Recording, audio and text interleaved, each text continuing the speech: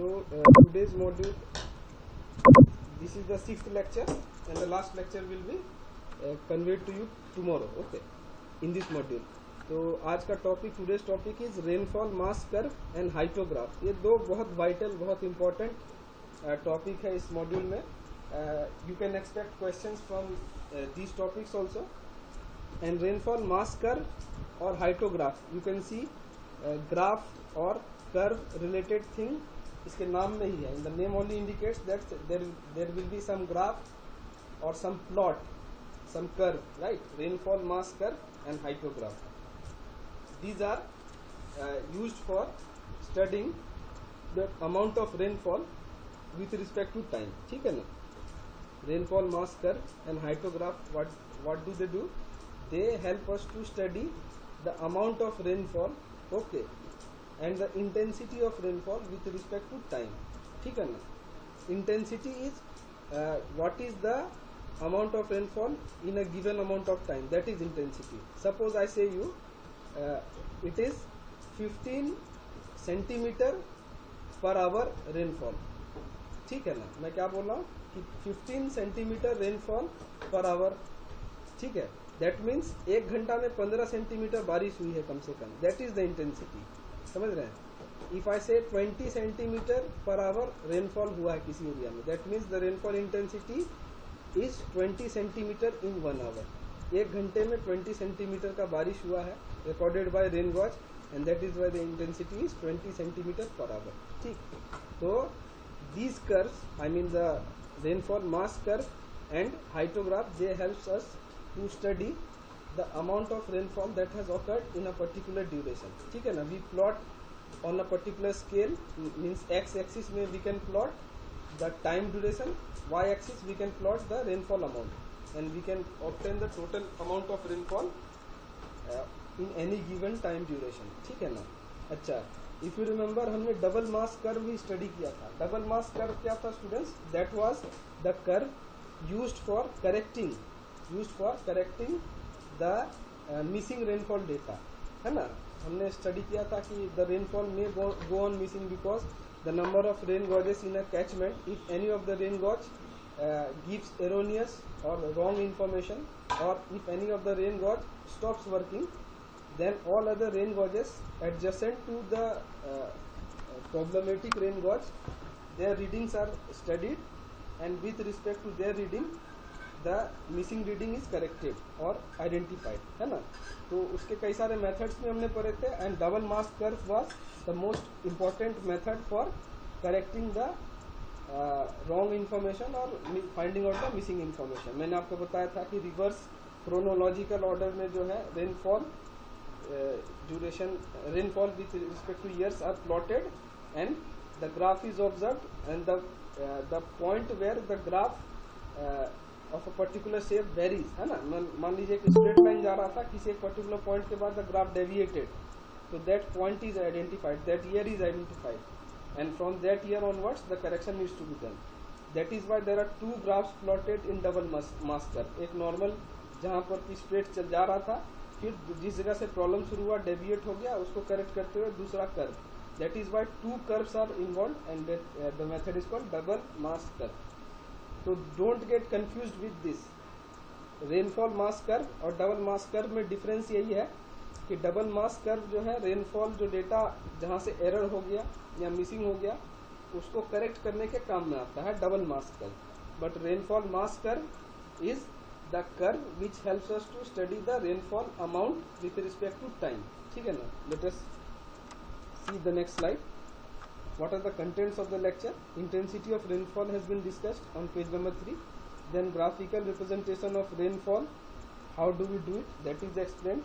Then mass curve of rainfall, which is our first topic for today's lecture, is discussed on page number 5 to 7. Then hydrograph, second topic for today's lecture, has been discussed in 8 and 9 number pages, and the last one is numerical based on these 2 methods. So very quickly we start the first slide. Intensity of rainfall. So intensity का मतलब मैंने आपको अभी समझाया कि कितना बारिश 1 घंटे में हुई. What is the amount of rainfall that has taken place in 1 hour? Okay, that is the intensity. intensity of rainfall is measurement of amount of rainfall that falls over time, right? The intensity of rain is measured in the height of water layer covering the ground in a period of time. Actually, I have explained to you students that rain gauges, what they do, they measure the height of rainfall that has taken place in a particular time duration. If you remember, आपको मैंने float type recording rain gauge दिखाया था, जिसमें कि 0 से लेके 10 millimetre का rainfall record होता है, राइट? 0 से लेके 10 मिलीमीटर का रेनफॉल रिकॉर्ड होता है, and then there is a siphon type arrangement. Water फिर एम्प्टी हो जाता है, the scale needle returns to 0 and again it starts recording from 0 to 10, and this continues for 24 hours starting from 8 AM in the morning up to next day 8 AM, है ना? Automatically वो अपने आप record करते रहता है. देर is a drum like arrangement and there is a needle, red ink needle, right, which marks, if you remember. So in terms of vertical height, what is the amount of rainfall that has taken place? Vertical height of the rain gauge, that gives us an indication of amount of rainfall. और मैंने आपको बताया था dear students, 1 millimeter rainfall indicates 1 millimeter rainfall on rain gauge indicates 1 liter of rainfall in actual situation. ठीक है ना? That means 10 millimeter is 10 liters, and like that. Okay. So the intensity of rain is measured in height of the water layer covering the ground in a period of time, right? It means that if rain stays where it falls, अगर जहाँ पे बारिश हुआ है वहाँ पे बारिश को अगर उस वाटर को रोक के रखा जा सके, and that is possible only with the help of rain gauges, right? समझ रहे हैं आप कि जहाँ पे बारिश हुआ उसी पॉइंट पर अगर बारिश को रोक के रखा जा सके उस लेयर को, ताकि we can find out the actual layer of water, that is possible only in case of rain gauges, है ना? उसी की बात हो रही है. It means that if the rain stays where it falls it would form a layer of certain height. Natural बात है. मान लीजिए कि एक बोतल, रेन गॉज का जो बोतल है या फनल है जिसमें रिकॉर्डिंग हो रहा है, तो बारिश जैसे जैसे बढ़ता रहेगा स्टूडेंट्स, होता रहेगा टाइम के साथ, the layer will be increasing, the depth of water will be increasing, right? And that will give us an indication of the amount of rainfall with respect to time. So we say things like 30 millimeter of rainfall fell today, or it rained 20 millimeter in 2 hours, जो कि rain gauge के help से हम बता सकते हैं कि 2 घंटे में 20 मिलीमीटर की बारिश हुई. आप देखेगा न्यूज चैनल्स में कई बार रेनफॉल का या फिर जो है हैवी रेनफॉल का जो डिस्क्रिप्शन देते हुए बताते हैं कि 2 घंटे में लगभग 80 मिलीमीटर की बारिश हो गई, जो कि ह्यूज थी, है ना? तो वो कैसे बताते हैं? दे कैन एक्सप्लेन इट, और they are able to say it, they are able to validate it with the help of rain gauge recordings, right? Otherwise it's very difficult to say. How can we say that 80 millimeter rainfall has taken place in 2 hours or 3 hours, or 20 millimeter rainfall has taken place in 3 hours? That is only possible with the help of the recording, rain gauge recording instruments, right? The rate of accumulation of rainfall at any given instant of time is the rainfall intensity at that time. ये line क्या बोल रहा है?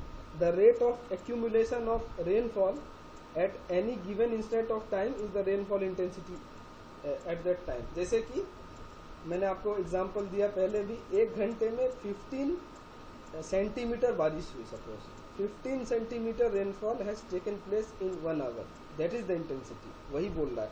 The rate of accumulation of rainfall at any given instant of time is the rainfall intensity. As simple as that students. आप हमेशा याद रखिएगा, what is the depth of rainfall that has taken place in a hour. 1 घंटे में कितना depth of rainfall हुआ है, that is the intensity. That means the unit is millimetre per hour or centimeter per hour. The rainfall intensity is denoted by the symbol small I. Small I से denote किया जाता है, and the unit is millimeter per hour or centimeter per hour. हमेशा याद रखिएगा. Rainfall intensity means what amount of rainfall has taken place. I mean what depth of rainfall has taken place in 1 hour. That is the rainfall intensity. It is expressed in millimeter per hour or centimeter per hour. ठीक है ना? And you know 1 centimeter is 10 millimeter. है ना, 1 centimetre बराबर 10 millimetre. Now the next slide, graphical representation of rainfall. Once we have recorded data from rain gauges, right, so we can very easily plot graph to depict that rainfall. समझ रहे हैं आप? We can very easily, if we have the data from the rain gauges, ठीक है ना, we can easily, अच्छा rain gauge मैं बोल रहा हूँ, कई बार rain gauges many people pronounce as rain gauges, ठीक है ना, तो it's up to you, rain gauge pronounce करिए, रेन गेज प्रोनाउंस करिए. So graphical representation of rainfall is basically the rainfall intensity or rainfall amount that we have got from the rain gauges. We plot on a graph with respect to time. ठीक है, वही हो गया उसका graphical representation. And this graphical representation of rainfall is of two types. One is mass curve of rainfall, another one is hyetograph. ठीक है ना. Graphical representation of rainfall is generally done in two types. One is mass curve, another one is hyetograph. Or tomorrow I will be discussing how do we calculate the intensity of rainfall and the intensity variation of rainfall, जो कि कल का topic है.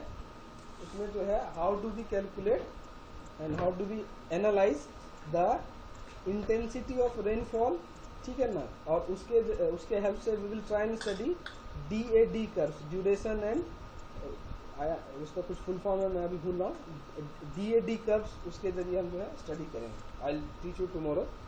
सो there are variation of rainfall with respect to time. Graphically दो तरीके से हम कर सकते हैं. One is mass curve of rainfall, another one is hyetograph. Okay, so first is the mass curve of rainfall.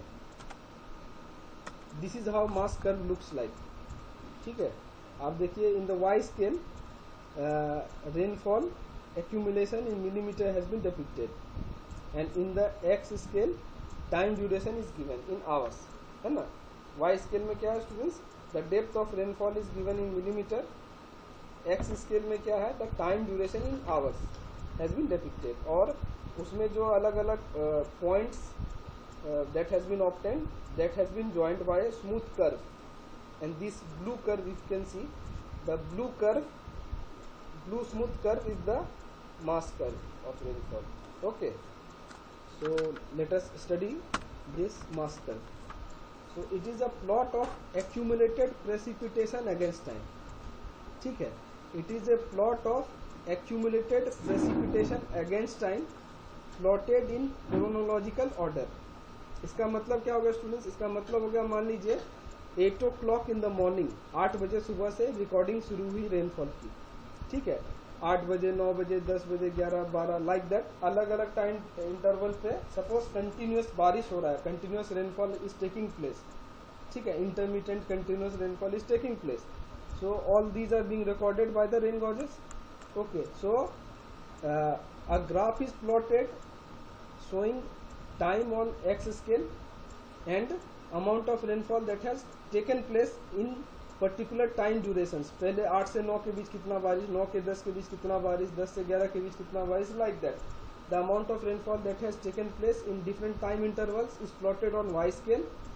ठीक है ना, is plotted on Y scale, here you see, and the time duration is plotted on X scale. Okay, and the curve obtained is mass curve and it is plotted in chronological order. इसका मतलब क्या है, 8 से 9 पहले depict होगा, 9 से 10 बाद में उसके, 10 से 11 उसके बाद, क्रोनोलॉजिकल ऑर्डर में, टाइम के सीक्वेंस में. ठीक है ना. और रिवर्स क्रोनोलॉजिकल होता तो क्या होता है स्टूडेंट्स, मीन्स लास्ट, मान लीजिए जब से शुरू हुआ that would have been plotted at the last, और अभी एकदम करंट वाला जो है that would have been plotted first. तो वो होता है रिवर्स क्रोनोलॉजी. लेकिन क्रोनोलॉजिकल ऑर्डर मीन्स जिस वक्त शुरू हुआ उस वक्त से लेके accordingly it is plotted. As you can see, 0 से स्टार्ट हुआ, 0 से 20, 20 से 40, 40 से 60, 60 से 80, 80 से 100, 100 से 120 in the chronological order, time duration, and on y scale the rainfall amount. Okay, that has been plotted and the curve has been generated. Okay, so records of float type or weighing bucket type rain gauges are of this form. What this line says, this says because recording rain gauges are automatic recording rain gauges. No human interfere is required, no human intervention is required. वो अपने आप में record कर सकते हैं. तो जो readings जो है हमें फ्लोट टाइप रेन गॉजेस या सिफोन टाइप, फ्लोट टाइप या सिफोन टाइप एक ही है, रेन गॉजेस से या फिर वेइंग बकेट टाइप से जो रीडिंग मिलती है हमें, that is mass curve only, because they give us the plot of rainfall amount with respect to time. ठीक है, यानी कि हमें फ्लोट टाइप या फिर जो है weighing bucket type rain gauges से मास कर्व ऑफ रेनफॉल ही मिलता है. ठीक है ना, ऑटोमेटिकली. और अगर non recording type rain gauge हम यूज करते हैं, जैसे साइमंस रेन गॉज, हमेशा याद रखेगा, please remember the name. Non recording type का मोस्ट कॉमन नाम क्या है? Symons rain gauge. Symons rain gauge is the non recording type rain gauge. ये एमसीक्यू के फॉर्म में कई जगह पूछा जा सकता है. Non recording type is Symons rain gauge, right. So it gives, उसमें क्या होता है स्टूडेंट्स, उसमें हमें खुद से प्लॉट करना पड़ेगा. नॉन रिकॉर्डिंग टाइप में हमें खुद से ग्राफ प्लॉट करना पड़ेगा, और रिकॉर्डिंग टाइप में अपने आप प्लॉट होके आता है. It gives useful information on duration and magnitude of storm. इस ग्राफ को देख के हम देख सकते हैं कितने देर तक बारिश हुई, कितने अमाउंट की बारिश हुई, right. So it gives us magnitude and duration of the storm और rainfall. Intensities at various time intervals in a storm can be obtained by slope of the curve. ये क्या बोल रहा है डियर स्टूडेंट्स, ये जो हमें कर्व मिला ना, जैसे फर्स्ट ये देखिए, ये एक कर्व है, ये तो फ्लैट है, ये पोर्शन पूरा फ्लैट है, इसका मतलब इधर बारिश हुआ ही नहीं इस टाइम ड्यूरेशन में. सिमिलरली आप ये 20 to 40 आप देखिए कि फ्लैट है ऑलमोस्ट, यानी यहाँ पे बारिश नहीं हुई. Similarly you see beyond this may be 70 to 100 rainfall has not taken place, but 0 to 20 time duration में आप देखिए ये blue line. Similarly you see beyond से 41 वैल्यू के बाद 41 to up to 70 you see this curve. तो ये जो कर्व हमें मिला है, if we find out the slope, that is tan theta और perpendicular by base. Perpendicular by base क्या रीडिंग देगा हमें स्टूडेंट्स, आप देखिए, वो हमें देगा rainfall accumulated precipitation which is the perpendicular divided by base which is the time, है ना, वो देगा. तो that will give us the intensity. क्योंकि मैं आपको बार बार बता रहा हूँ, बार बार समझा रहा हूँ कि कितना रेनफॉल हुआ 1 घंटे में, that is the intensity. इसका मतलब if we find out the slope or the perpendicular base or the tan theta of the curve, we will get on y, perpendicular means the y scale reading, that is accumulated precipitation in millimeter, कितना बारिश हुआ millimetre में, divided by base which is the x scale reading. x scale में क्या है, time है, तो amount of rainfall in millimeter divided by time in hour, that gives us the intensity. That has been told. Intensities at various time intervals in a storm can be obtained by slope of the curve, tan theta, है ना. अच्छा, for non-recording rain gauges or rain gauges, mass curves are prepared from knowledge of the approximate beginning and end of a storm by using mass curve of adjacent recording rain gauge stations as a guide. ये क्या बोल रहा है कि non recording rain gauge हो, Symons rain gauge हो. If you remember the video that I had shown to you, आप सबको मैंने जो वीडियो दिखाया था नॉन रिकॉर्डिंग का, उसमें क्या था, when the rainfall is stopped, a particular time duration is chosen, से 8 आवर्स और 10 आवर्स के बाद रीडिंग लेना है हमें. तो the funnel is emptied in a cylinder measuring amount of rainfall, right, and the rainfall measurement is measured, right, and then we can plot a graph with respect to time in x scale and rainfall amount in y scale, and we can get the curve. यानी कि हमें non recording में मास curve जो है generate करना पड़ता है with the help of non recording rain gauges of the rain gauge stations. ठीक है, this is the curve that I have already shown you. I have also explained you कि the slope of the curve, okay, the slope of the curve will give us the rainfall intensity in millimeter per hour, or if the scale is plotted in centimeter, then the slope will be in centimeter per hour, whatever. This is the mass curve. ठीक है, x scale में time has been plotted, y scale में accumulated precipitation has been depicted.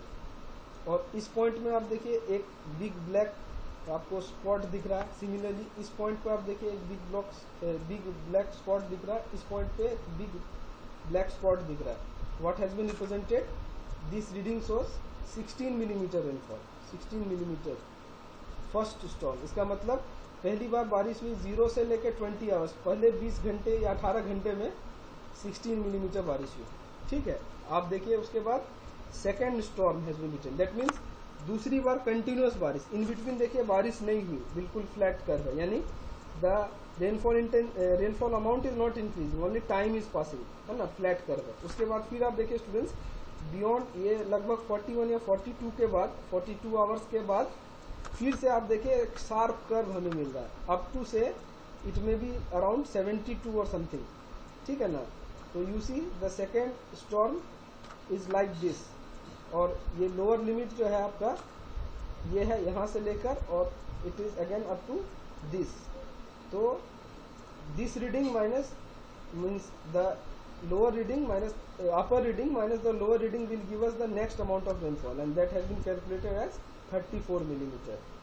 Top reading minus the bottom reading, है ना, लगभग देखिए top reading 50 के आसपास है, और I think the bottom reading is like may be 16, तो 50 माइनस 16 विल बी 34, है ना, that has been shown in the figure. किसी को कोई डाउट, किसी तरह का कोई क्वेश्चन, कुछ भी up to this point, any doubt or any question? That means I hope you have understood, that is why you are not asking. Okay, the last mass curve के बारे में और कुछ information.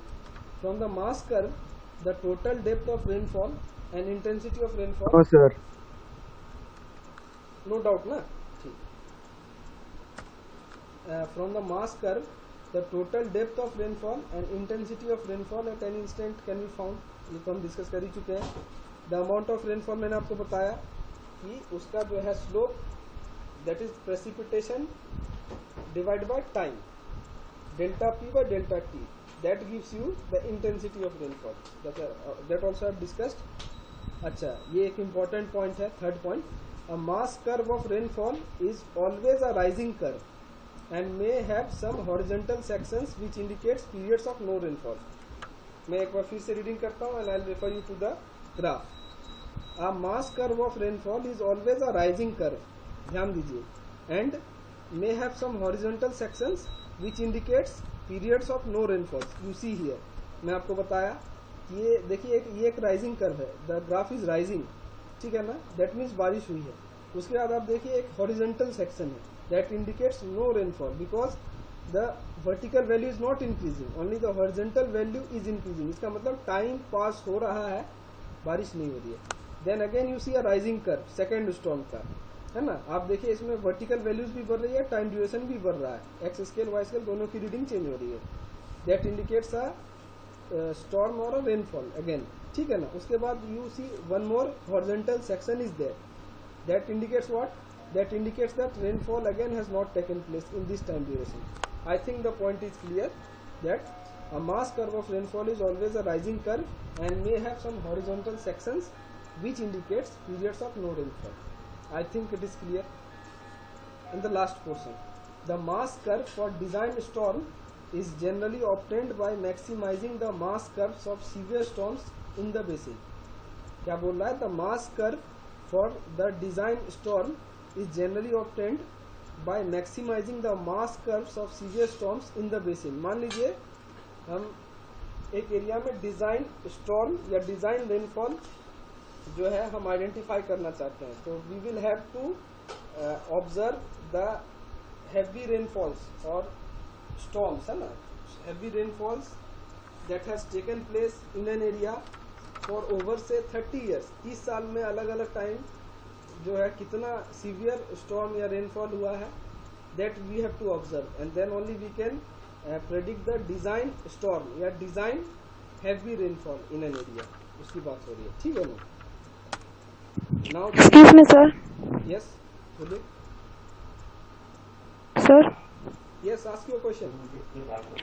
Sir, in this graph, the straight line indicate that there is no rainfall, right? Yes, yes. But if a continuous accumulated precipitation of say 10 mm happens for 20 to 40 hours, then it Yes. will also be a straight line. Then how will we differentiate? You are telling that a continuous precipitation of 10 millimeter is taking place for say 20 hours, like that. This is the Yes, question. sir. Yes, sir. So you see here, आप दूसरा graph यहाँ देखिए, ठीक है ना. The first graph is has been shown as 0 to say 18 hours. Time duration आप देखिए, it may be 0 to 18 hours. Okay, मैं आपके क्वेश्चन का आंसर अभी दे रहा हूँ, इसी के हेल्प से दूंगा. And the second one you see may be 42 hours से स्टार्ट हुआ है and it has continued for over से इट मे बी 72 और समथिंग टाइम ड्यूरेशन में, ठीक है ना. तो 42 से 72 यानी लगभग 30 आवर्स का टाइम स्पेंड. तो अगर आप बोल रहे हैं कि एक कंटिन्यूअस मान लीजिए 30, अगर ये 30 आवर्स में 30 सेंटीमीटर का ही rainfall, millimetre I am sorry, 30 millimetre का रेनफॉल होता तो एक पूरा स्ट्रेट लाइन आता. आपका क्वेश्चन यही है ना कि टाइम तो बढ़ रहा है, Yes, sir. टाइम चेंज हो रहा है, but the reading is constant. Okay, Yes, sir. आप बट ग्राफिकली आप समझिए, you are saying that time is increasing, सही है, but the reading is not changing. नहीं बोल रहे हैं आप? Who has asked the question? Yes, sir. Yes, sir. Yes, You sir. are telling that the time is increasing but the reading is not changing. सही है ना? Yes, sir. Yes, sir.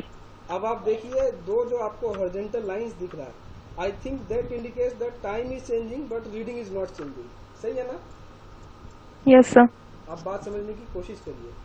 Your question was कि 10 millimetre का ही rainfall 30 घंटे तक लगातार हुआ, और मैं आपको ग्राफ से समझाने की वही कोशिश कर रहा हूँ. मान लीजिए ये लास्ट रीडिंग 16 मिलीमीटर थी, ठीक है ना. Then the time is increasing, reading is not increasing, but that only indicates that rainfall is not taking place. That means what? That means it is practically not possible कि एकदम same amount of rainfall 30 घंटे तक चलता रहे. That is not possible. बात समझे आप? From the Yes, sir. Trying to explain you that your question is that why scale reading is not changing, rainfall amount is not varying but the time is varying. तो ऐसा possible एक ही case में हो सकता है. That देखिए यहाँ पे ये टोटल जो हॉरिजॉन्टल ये जो ग्राफ है, कर्व है, here also the total horizontal curve suppose 50 millimetre last था यहाँ पे. आप देखिए at each point here 50 millimetre ही रीडिंग आ रही है, लेकिन टाइम ड्यूरेशन चेंज हो रहा है, right? But that indicates no rainfall period, no rainfall is taking place. That means practically it's not possible that with varying time amount the rainfall will be continuously in the same quantity. That is not possible. That will vary. That has to vary. That is nature. बात समझे आप? I think I hope I've answered your question. Yes, sir. Thank you, sir. And it was indeed a very good question. I appreciate it was a very good question. Next, hydrograph. The next segment for our today's lecture. Hydrograph. Height means what, students? Height means rain. H-Y-E-T. H-Y-E-T. Height का मतलब क्या होता है? Precipitation, rainfall. ठीक है ना? तो hydrograph means the graph which will indicate rainfall. सही है ना? As simple as that. Hydrograph में height का मतलब क्या होता है? Rainfall. और मैंने आपको एक और टर्म बताया था, आइसो हाइट. आइसो मीन्स एक जैसा, सेम. हाइट मीन्स रेनफॉल, यानी कि वो सारा ग्राफ, वो सारा पॉइंट जहाँ पे सेम रेनफॉल हो, उसको अगर हम ज्वाइन करते हैं स्मूथ कर से, that is isohyet. And hyetograph is what? A graph which indicates HYET hyet, यानी ग्राफ जो कि बारिश को रिप्रेजेंट करे. So hyetograph is a plot of intensity of rainfall against time. ठीक है ना? Hyetograph is a plot of intensity of rainfall against time. ये भी वही घूम फिर के वही बात हो रहा है स्टूडेंट्स. इससे पहले जो हम डिस्कस कर रहे थे मास कर्व ऑफ रेनफॉल में, कि intensity of rainfall with time वो दिखाता है. सिमिलरली हाइटोग्राफ भी जो है रेनफॉल अमाउंट दिखाता है विद रिस्पेक्ट टू टाइम, और it also shows the intensity of rainfall. Difference कहाँ है?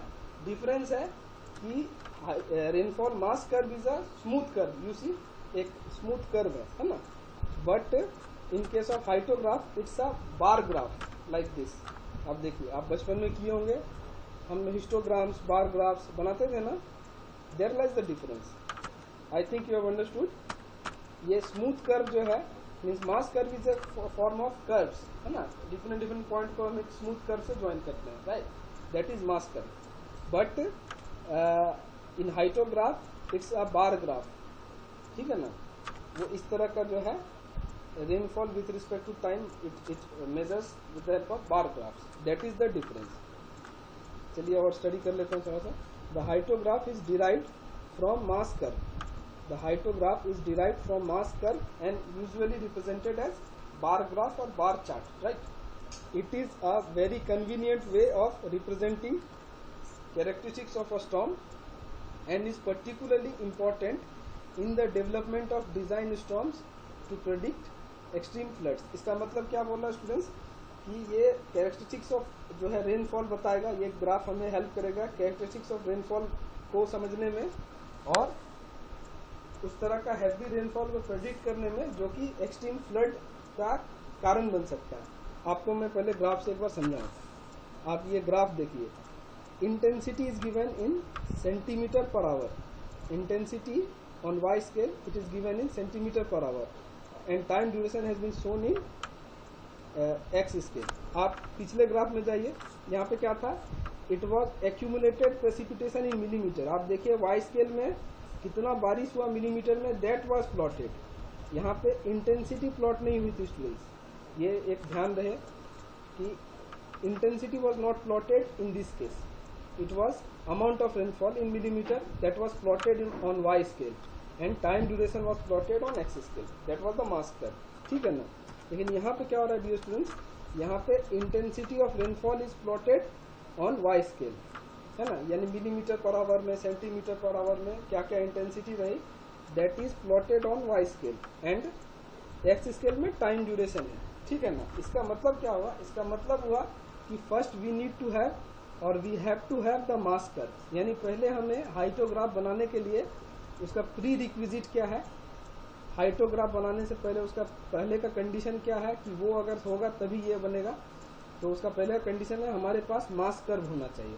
Because from mass curve we can obtain the intensity. Mass curve का हम स्लोप निकालेंगे तो हमें क्या मिल जाएगा डियर स्टूडेंट्स, मास कर्व के स्लोप से हमें मिल जाएगा इंटेंसिटी ऑफ रेनफॉल. और उस इंटेंसिटी को हम प्लॉट करेंगे with respect to time and we will get the hydrograph. Is it clear? क्या ये समझ में आया आपको कि इंटेंसिटी प्री रिक्विजिट है, पहला कंडीशन है हाइड्रोग्राफ के बनने के लिए. इसका मतलब हमारे पास ऑलरेडी मास कर्व होना चाहिए, then only we can plot hydrograph. एक और चीज मैं बता दूं, मान लीजिए पहला जो बार ग्राफ है, ठीक है ना, ये बारिश का पहला जो बार ग्राफ है. You see students, the height is 0.3, ठीक है ना, एंड द बेस इज 0.028 यानी 8 है. बात समझ रहे हैं आप? देखिए इसमें अलग अलग टाइम ड्यूरेशन प्लॉट हुआ है. 0 से लेके 8, 0 से 8, 8 से लेके 16, 16 से लेके 24, 24 से लेके 32, लाइक दैट 8 आवर्स का ड्यूरेशन में इंटेंसिटी को प्लॉट किया गया. आप समझ रहे हैं? इसका मतलब क्या है डियर स्टूडेंट्स कि वर्टिकली पहला बार ग्राफ का 0.3 जो है रीडिंग है सेंटीमीटर पर आवर, ठीक है. वाई स्केल रीडिंग क्या है डियर स्टूडेंट्स, पहला बार ग्राफ का इट्स 0.3, सही. और एक्स स्केल रीडिंग क्या है डियर स्टूडेंट्स, इट इज 0 से लेके 8 यानी 8. बात समझे आप? तो आप जैसे रेक्टेंगल का एरिया निकालते हैं ना, लेंथ इंटू ब्रेथ, है ना, जैसे रेक्टेंगल का एरिया आप निकालते हैं लेंथ इंटू ब्रेथ, उसी तरह से आप पहले बार ग्राफ का एरिया निकाल सकते हैं ना. 0.3 इंटू 8 निकलेगा, सही बोल रहा हूं मैं. 0.3 इंटू 8 कितना हो जाएगा, 2.4 होगा, है ना. 8 3 के 24, 8 3 जा 24 यानी 2.4 रीडिंग आएगी आपकी. वो रीडिंग क्या होगी, what will be the unit, since Y scale unit is 0.3 centimetre per hour, X scale unit is 8 hour, ठीक है ना. तो आवर कैंसिल हो जाएगा, that will give you 2.4 centimetre of rainfall. इसका मतलब area under hyetograph gives you the amount of rainfall. ये क्या क्लियर हुआ आपको? मैं क्या बोला, ये पहला आपको क्लियर हुआ कि ये पहला बार ग्राफ जो है इसका अगर आप एरिया निकाल लेते हैं तो Y scale reading is in centimetre per hour, X scale reading is in hour. तो आप जो है लेंथ इंटू ब्रेथ जैसे निकालते हैं रेक्टेंगल का एरिया, उस तरह से आप पहला बार ग्राफ का एरिया निकाल लीजिए. That will give you amount of rainfall. सही बोला हूँ मैं? Because 0.3 centimetre per hour into 8 hour will give you 2.4 centimetre. Am I correct? सही है। इसी तरह से स्टूडेंट्स अगर हर बार ग्राफ का हम रीडिंग निकाल लें, ठीक है ना, और उसके बाद क्या करेंगे हम स्टूडेंट्स, हर बार ग्राफ का जो रीडिंग हमने एरिया निकाल लिया which will be giving all the rainfall in that time duration, यानी पहले 8 घंटा में 2.4 सेंटीमीटर बारिश हुई। सिमिलरली दूसरे 8 घंटा में सपोज 8 इंटू 0.2 यानी 1.6 सेंटीमीटर बारिश हुई। तीसरे 8 घंटा में यानी 16 to 24 के बीच में लगभग you can C around may be 0.26 या 0.27 या कुछ उस तरह का रीडिंग होगा, उतनी बारिश हुई तीसरे में, ठीक है ना। उस तरह से अगर हम if we find out area under each bar graph and we add, we will get the total rainfall in the entire time duration. यानी 0 से लेके फाइनल रीडिंग क्या है स्टूडेंट्स, 48 आवर यानी 48 घंटे में या 2 दिन में, है ना, 24 आवर्स का एक दिन है, 48 आवर्स में या 2 दिन में कितना रेनफॉल हुआ, that will be given by total area under each bar graph. यानी कि सारे एरिया को हम निकाल के ऐड कर लेंगे तो 48 घंटे में कितना बारिश हुई वो हमें मिल जाएगी। क्या इसमें किसी को कोई डाउट है, कोई क्वेश्चन है, any suggestion, question, query, doubt, anything बताइए। So I think you have understood. तो चलिए एक बार स्टडी कर लेते हैं जल्दी से। So the hydrograph is derived from mass curve and is usually represented as a bar graph. यानी आपको मास कर्व, मैंने आपको बताया कि mass curve is the prerequisite for hydrograph. For constructing a hydrograph we must have the reading of mass curve of rainfall, because from there we will have idea of the intensity of rainfall। उसके जरिए हम hydrograph plot करेंगे। सही है? अच्छा, it is a very, मैंने आपको ये भी बताया कि डिजाइन स्टॉर्म या डिजाइन रेनफॉल जो कि बार ला दे उसको प्रेडिक्ट करने में हेल्प करता है। क्यों? क्योंकि आप देखिए 48 घंटे में कितना बारिश हुआ टोटल, वो हमें हाइड्रोग्राफ से मिल जाएगा। हाइड्रोग्राफ से हमें रीडिंग मिल गई, तो इस तरह से अगर मान लीजिए किसी एरिया में फ्लड आया, उससे पहले कितना बारिश हुआ था 24 घंटे में, 48 घंटे में, अगर हम उसका आइडिया ले सकते हैं, और वो 1 साल के डेटा से नहीं होगा, कंटिन्यूसली से 30 years data, 35 years data study करके हम जो है आइडिया लगाते हैं कि एक्सट्रीम फ्लड्स कब आ सकता है, कैसे कैसे कंडीशंस में आता है, ठीक है ना, and we can have an idea of that. I have also told you area under hydrograph gives the total amount of rainfall, है ना। Area under hydrograph represent the total precipitation received in that period. सही है? अच्छा, the last segment, the time duration used depends on the purpose.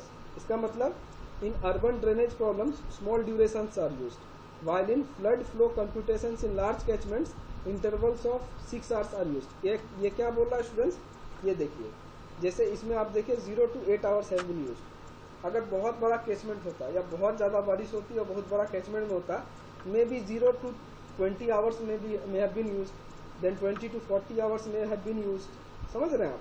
यानी कि as per the need we select the interval, as per the need we select the time interval, ठीक है ना। अच्छा, hydrograph is intensity of rainfall with respect to time. बोला it is helpful in determining the maximum intensity of rainfall during a particular storm as is required in land drainage and design of culverts. इसका मतलब क्या है students, कल्वर्ट्स या पुलिया जो हम बनाते हैं ना, आप जानते हैं ब्रिज और कल्वर्ट का डिफरेंस क्या है? Do you know what is the difference between a bridge and a culvert? बताइए, कोई बताओ, कोई स्टूडेंट बता पाएगा ब्रिज और कल्वर्ट का डिफरेंस क्या है? एनीवन? बोलो कोई।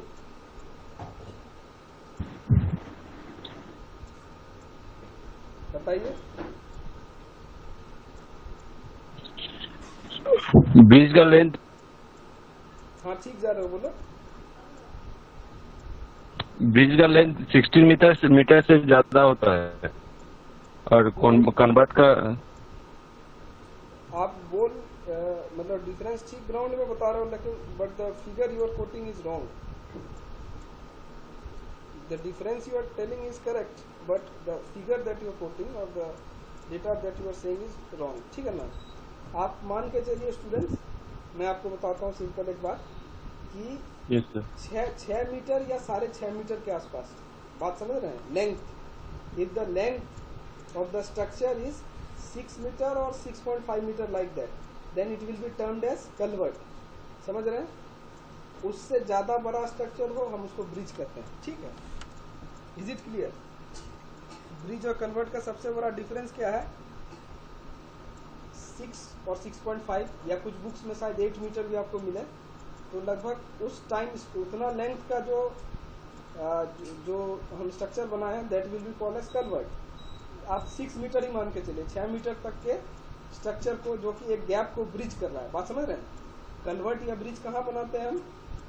दो जगह के बीच में जो है एक सेतु, एक पुल बनाने के लिए, यानी there is a gap in between और उसमें ट्रांसपोर्टेशन का प्रॉब्लम हो रहा है, वी ब्रिज दैट गैप। उस गैप को हम जो है फिल करते हैं एक ब्रिज के जरिए, एक पुलिया के जरिए, कन्वर्ट के जरिए। If the gap is within 6 metres और हमने वो स्ट्रक्चर बनाया उस गैप को कवर करने के लिए ताकि उस पर रोड ट्रांसपोर्टेशन सब आराम से आ जा सके। समझ रहे हैं? तो that will be termed as culvert. और if the extent is more than say 6 metre हम उसको कहेंगे bridge. As simple as that. समझे आप? तो मान लीजिए कन्वर्ट्स डिजाइन करने में, यानी छोटी पुलिया बनाने में, पुलिया बोलते हैं हिंदी में कन्वर्ट को, एंड लैंड ड्रेनेज, इसका मतलब जो है ड्रेनेज पैटर्न, जो कि बारिश के पानी को फ्लो कराने के लिए हम जो ड्रेनेज पैटर्न बना रहे हैं, उसके स्टडी, उसके बनाने में जो है वी स्टडी हाइटोग्राफ्स। बात समझे आप? We have to have hyetograph study, hyetograph data available with us while designing land drainage pattern and while designing culverts. समझे आप? Now the numerical. See, the question is that rain gauge observations during a storm construct. यानी एक बारिश का time है, एक storm का time है, रीडिंग्स दिया हुआ है। ठीक है ना? आप देखिए time duration is time since commencement of storm. Time duration इधर दिया हुआ है students, and rainfall that has taken place, यानी पहले 5 मिनट में 0.1 सेंटीमीटर, 10 मिनट में 0.2 सेंटीमीटर, 15 मिनट जब हो गया टाइम ड्यूरेशन 0.8 सेंटीमीटर, 20 मिनट में 1.5, like that up to 50 minute में, यानी बारिश शुरू होने के 50 मिनट के बाद रीडिंग इज 3.1। अलग अलग टाइम ड्यूरेशन है। सही है?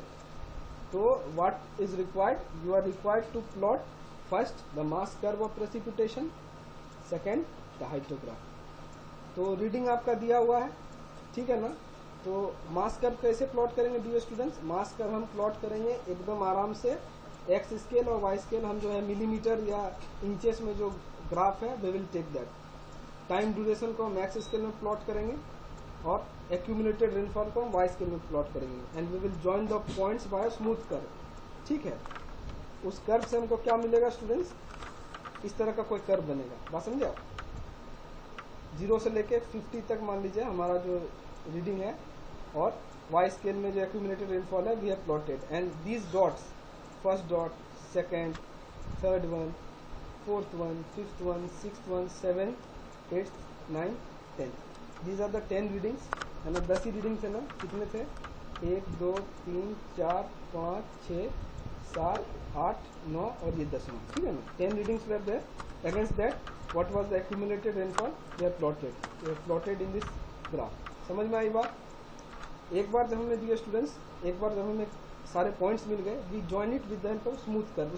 स्मूथ कर्व मतलब क्या होता है? एकदम स्ट्रेट नहीं बनाना है, एकदम नॉर्मल सा जो है उन लाइंस को ज्वाइन करना है। ठीक है ना? ऐसा नहीं कि एकदम स्केल से पूरा एकदम बने। We can join it with the help of French curve, जो कि आप ड्राइंग में देखे होंगे ना, या फिर we will join just with the help of hand, our hand only, smooth curve बना देंगे। ठीक है? सारे पॉइंट्स को हमने ज्वाइन कर दिया, क्योंकि स्ट्रेट लाइन बनाते हैं तो बहुत सारे पॉइंट्स डेविएट कर जाएंगे। That is why a smooth curve is plotted to join each line. Clear?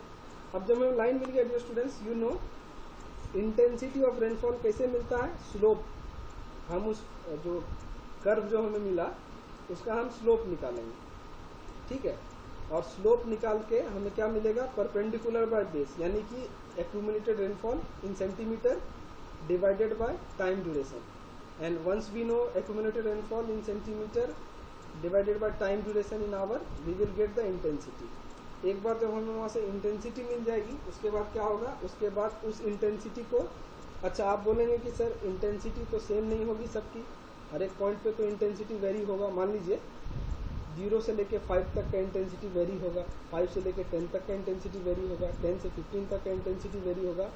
You are 100% correct. हर पॉइंट का इंटेंसिटी या हर पॉइंट का स्लोप वेरी होगा, ठीक है। इसीलिए हमें कई सारे इंटेंसिटीज मिलेंगे। If you remember the hyetograph, आप देखिए अलग अलग टाइम ड्यूरेशंस पे, ठीक है ना, अलग अलग इंटेंसिटीज है। कभी 0.3 है पहले 8 घंटे में, दूसरे 8 घंटे में भी 0.2 है, तीसरे 8 घंटे में भी 0.25 है ना। That means what, for each time interval और each time duration the intensities of rainfall will vary. बिल्कुल सही है, अगर आप ये पॉइंट बोलते हैं, आप अपने पॉइंट पे बिल्कुल सही है कि अलग अलग इंटेंसिटीज मिलेगी। उस अलग अलग इंटेंसिटीज को फिर हम टाइम के अगेंस्ट प्लॉट करेंगे, टाइम ड्यूरेशन के against, and we will get hyetograph. बात समझे आप? We will get this hyetograph. और एक बार हमें इस तरह का हाइटोग्राफ मिल गया तो मैंने आपको बताया कि area under each bar graph जो है हम जो है निकालेंगे, that will give us the rainfall in that particular time duration, ठीक है। एरिया यानी एकदम जो ज्योमेट्रिकल एरिया हम निकालेंगे और उससे हमें टाइम ये मिल जाएगा amount of rainfall, and we will add all that area and we will get the total amount of rainfall in that entire time duration, ठीक है ना। तो ये न्यूमेरिकल जो है, और ये देखिए ग्राफ, ये आपको इंटेंसिटी बताया गया कैसे, परपेंडिकुलर बेस, ठीक है ना। अब परपेंडिकुलर बेस करके जो मिनट में आएगा, क्योंकि the time is in minute, you just express it into hours, है ना। उस तरह से जो है हम जो है निकाल लेंगे इन पर आवर बेसिस पे, and then we will how do we ये calculate with respect to hour. 1 minute is 1/60 second, ठीक है ना। तो इसीलिए आप देखिए 60 से मल्टीप्लाई हुआ है। इंटेंसिटी सबकी मिल गई है, इंटेंसिटी को फिर हमने टाइम के रेस्पेक्ट में प्लॉट किया and we have got the second graph. Is it clear? किसी को कोई डाउट, कोई क्वेश्चन, कोई क्वेरी, कोई सजेशन बोलिए, anyone?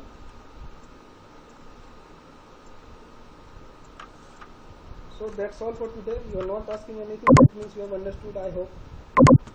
So dear students, you will be getting Google Chrome questions within few minutes from now. Okay, you try and solve it and submit it by 9 PM today only. Okay, आज 9 बजे तक submit कर दीजिए। And tomorrow we have class at 10:30 AM in the morning. So I'll try and send you again Google Calendar link. Hopefully that works. ठीक है? Okay, thank you so much. Thank you everyone. Have a nice day. Take care. Bye. Thank you, sir. Thank you everyone.